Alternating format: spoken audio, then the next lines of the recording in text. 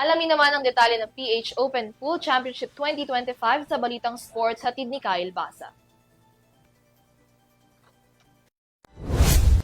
Umaarangkada na ngayong araw, October 21, ang first ever Philippines Open Pool Championship at matutunghayan natin ang iba't ibang mga pool player na irerepresenta ang kanilang bansa at talento. Magiging mainit ang kompetisyon dahil itinuturing itong panibago at exciting chapter ng World 9-Ball Tour. Gaganapin ang kompetisyon sa Gateway Mall sa Quezon City.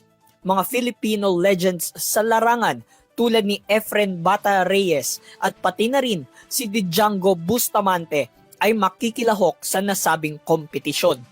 Ang naturang paliga ay magkakaroon lamang ng single elimination format kung saan para maka-advance sa kompetisyon, bawat match-up ay mahalaga.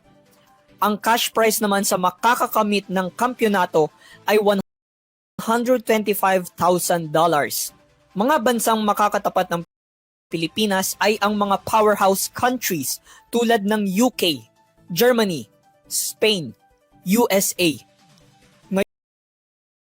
Ngayong October 21 ang unang araw ng kompetisyon na magtatagal hanggang sa Sabado, October 25. Para sa EuroTV News, ako si Kyle Basa, sumasaludo sa bawat Pilipino.